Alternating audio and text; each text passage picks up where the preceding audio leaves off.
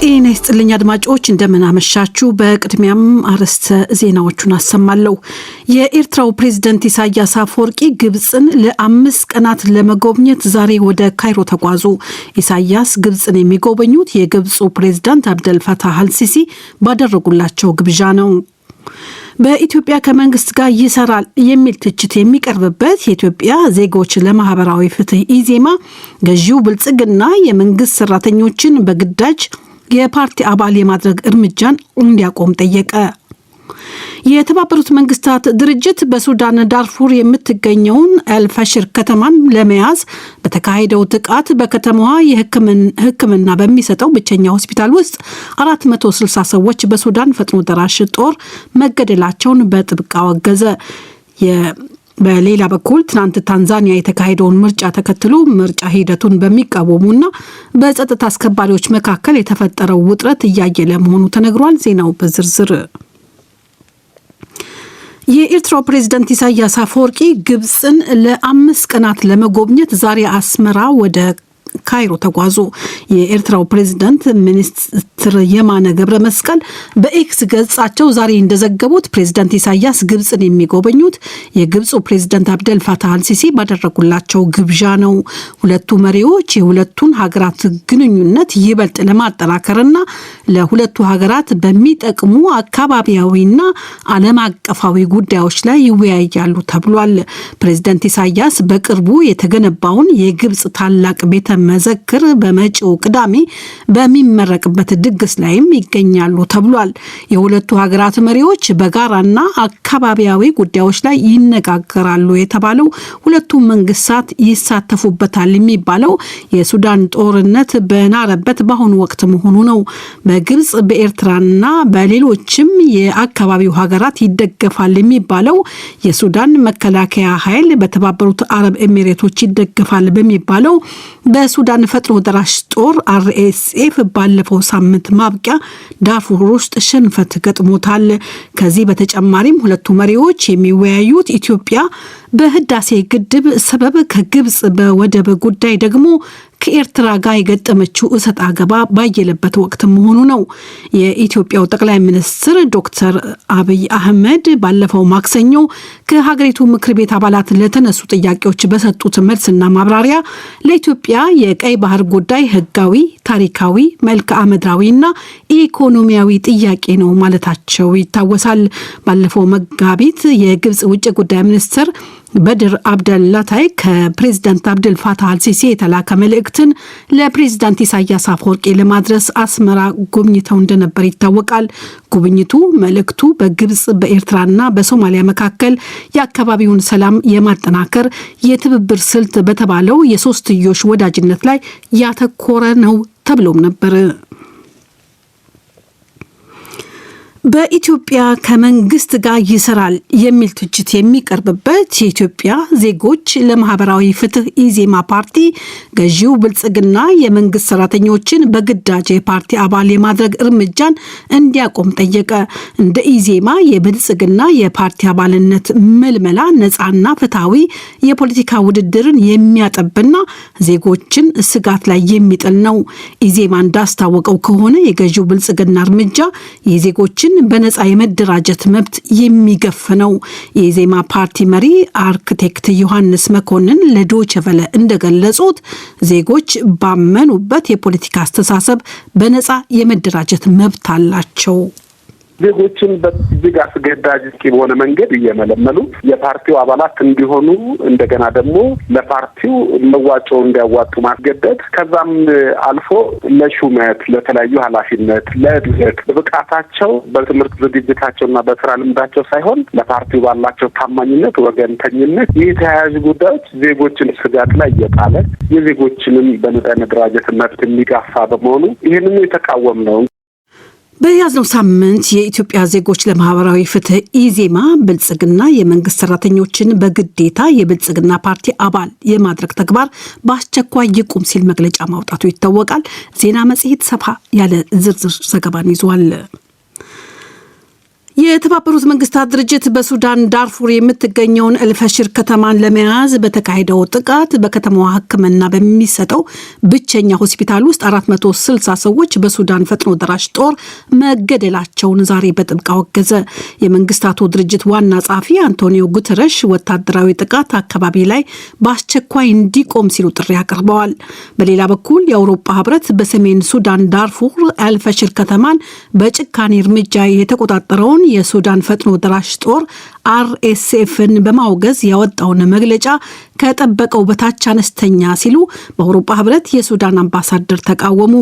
በአውሮፓ ህብረት የሱዳን አምባሳደር አልደልባጊ ካቤር ዛሬ ብረስልስ ላይ በሰጡት ጋዜጣዊ መግለጫ የአውሮፓ ህብረትና ሰፊው ዓለም አቀፍ ማህበረሰብ በሱዳን ፈጥኖ ደራሽ ጦር RSF ኃይሎችና በውጪ በሚገኙ ደጋፊዎች ላይ ጠንካራ እርምጃ እንዲወስዱ አሳስበዋል። ትናንት ረቡዕ የአውሮፓ ህብረት የውጭ ፖሊሲ ኃላፊ ካጃ ካላስ በሰጡት መግለጫ የሱዳን ፈጥኖ ደራሽ ጦር ኃይላት ከተማዋን ሲቆጣጠሩ በከተማዋ የሚኖሩ ሲቪል ማህበረሰቦች ላይ አሰቃቂ እርምጃን ፈጽመዋል፣ በጎሳ ላይ ያነጣጠረ ጥቃት ፈጽመዋል ሲሉ አውግዘዋል። ሁኔታው አሳሳቢ መሆኑንም ገልጸዋል። በሱዳን ፈጥኖ ደራሽ ጦር እጅ ውስጥ የምትገኘው አልፋሽር ከተማ ውስጥ የሚኖሩ ሲቪል ማህበረሰቦች የእርዳታ ሰራተኞችና ጋዜጠኞች ጥበቃ እንዲደረግላቸውም ሲሉ የአውሮፓ ህብረት የውጭ ፖሊሲ ኃላፊ ያሳስበዋል። ከሁለት ዓመት በፊት በዘር ማጥፋት ከተወነጀለው ከጃንጃዊድ ሚሊሻ እንደተወለደ የሚነገርለት የሱዳን ፈጥኖ ደራሽ ጦር RSF በሳምንቱ መጨረሻ አልፋሽርን የተቆጣጠረው የከተማዋን ነዋሪዎች ለ18 ወራት ካስራበና ከፍተኛ ቦምብ ድብደባና ጥቃቶችን ካደረሰ በኋላ መሆኑን የፈረንሳዩ የዜና አገልግሎት አዣንስ ፍራንስ ፕሬስ ዘግቧል። አድማጮች በመከታተል ላይ ያላችሁት ከዶይቼ ቬለ በቀጥታ የሚሰራጨውን የምሽቱን የዓለም ዋና ዋና ዜና ነው። ትናንት ታንዛኒያ የተካሄደውን ምርጫ ተከትሎ የምርጫ ሂደቱን በሚቃወሙና በጸጥታ አስከባሪዎች መካከል የተፈጠረው ውጥረት እያየለ መሆኑ ተነገረ። በተለይ ዳሬ ሰላም ላይ የተቀሰቀሰው አለመረጋጋት ዛሬም እንደቀጠለ መሆኑን የተለያዩ ዓለም አቀፍ የዜና አገልግሎቶች እየዘገቡ ነው። ፖሊስ ዳሬ ሰላም ላይ ዛሬ አደባባይ የወጡ ሰልፈኞችን በተኩስና በአስለቃሽ ጢስ በትኗል። ይህን ተከትሎ የታንዛኒያ መንግስት የኢንተርኔት አገልግሎትን ዘግቷል። ባለስልጣናት የመንግስት ሰራተኞችና ተማሪዎች ዛሬ ከቤት እንዳይወጡ አዘዋልም። ይሁንና ተቃዋሚዎቹ ተንቀሳቃሽ ስልክን በመጠቀም እንደ ሬዲዮ መገናኛ እንዲያገለግል መተግበሪያ በመጫን ተጨማሪ ሰልፍ ለማድረግ እየቀሰቀሱ መሆኑን ተዘግቧል። በስልጣን ላይ ያሉት ፕሬዝዳንት ሳሚ ሱሉ ሐሰንን ይፎካከራሉ ተብሎ የሚገመቱ የሁለት ተቃዋሚ ፓርቲ እጩዎች በምርጫው እንዳይሳተፉ መታገዳቸውን የሚቃወሙ ወጣቶች ትናንት በተለያዩ ከተሞች አደባባይ ወጥተው የነዳጅ ማደያዎችን፣ የገዢውን ፓርቲ ጽህፈት ቤቶችና መስሪያ ቤቶችን ሰባብረዋል። ጸጥታ አስከባሪዎች ሰልፈኛውን በትነው የሰዓት እላፊ ገደብ ጥለውም ነበር። አንድ የታንዛኒያ የሰብአዊ መብት ተሟጋች እንደተናገሩት ጸጥታ አስከባሪዎች ትናንት ሰልፈኛውን ለመበተን በወሰዱት የኃይል እርምጃ በትንሹ 5 ሰዎች ተገድለዋል። የአሜሪካው ፕሬዝዳንት ዶናልድ ትራምፕ ዩናይትድ ስቴትስ እና ቻይና እርዝ በተባለው ማዕድን ሽያጭ ላይ መስማማታቸውን አስታወቁ።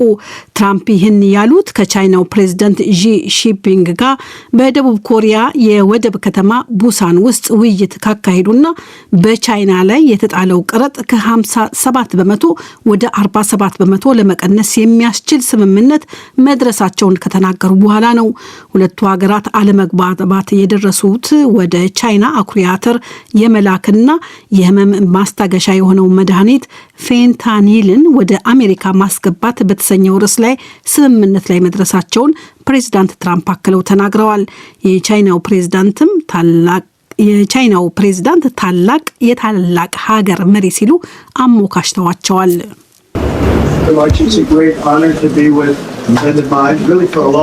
ከረዥም ጊዜ ጓደኛዬ ከቻይናው ፕሬዝዳንት ጋር መሆን በእውነቱ ከፍተኛ ክብር ነው።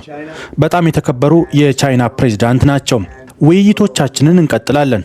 በብዙ ጉዳዮች ላይ ተስማምተናል። በቅርብ ጊዜ ውስጥ ተጨማሪ ስምምነቶች ሊኖሩ ይችላሉ። ፕሬዚዳንት ዢ የታላቅ አገር ታላቅና ልዩ መሪ ናቸው። እናም ግንኙነታችን ለብዙ ዓመታት ጠንካራ ሆኖ እንደሚቀጥል እርግጠኛ ነኝ።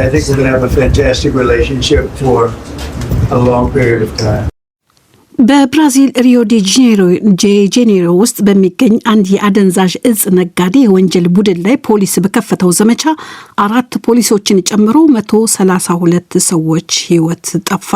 81 ሰዎች ደግሞ በቁጥጥር ስር መዋላቸውን የብራዚል ባለስልጣናት አስታውቀዋል። የብራዚል ሶስተኛዋ ትልቅ ከተማ የሆነችው የሪዮ ዴ ጄኔሮ አገረ ገዢ ክላውዲዮ ካስትሮ የአደንዛዥ እጽ ሽብርተኝነትን መጋፈጥ አስፈላጊ ነው ብለዋል።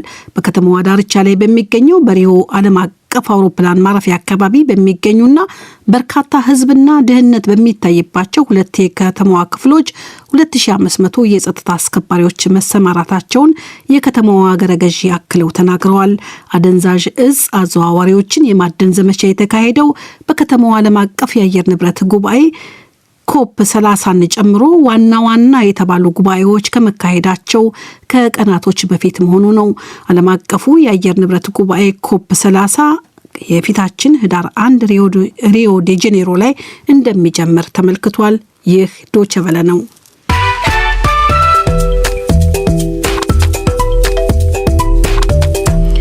ከዶቼ ቬለ ምሽቱን የዓለም ዋና ዜናዎች ለማብቃት ርዕሰ ዜናዎቹን በድጋሚ ነው። የኤርትራው ፕሬዝዳንት ኢሳያስ አፈወርቂ ግብጽን ለ5 ቀናት ለመጎብኘት ዛሬ ወደ ካይሮ ተጓዙ። ኢሳያስ ግብጽን የሚጎበኙት የግብፁ ፕሬዝዳንት አብደል ፈታህ አልሲሲ ባደረጉላቸው ግብዣ ነው።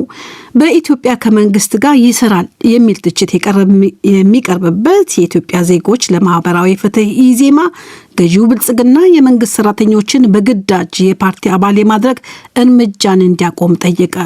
የተባበሩት መንግስታት ድርጅት በሱዳን ዳርፉር የምትገኘውን ኤልፈሽር ከተማን ለመያዝ በተካሄደው ጥቃት በከተማው ሕክምና በሚሰጠው ብቸኛው ሆስፒታል ውስጥ 460 ሰዎች በሱዳን ፈጥኖ ደራሽ ጦር መገደላቸውን ዛሬ በጥብቅ አወገዘ። ዜናው አበቃ።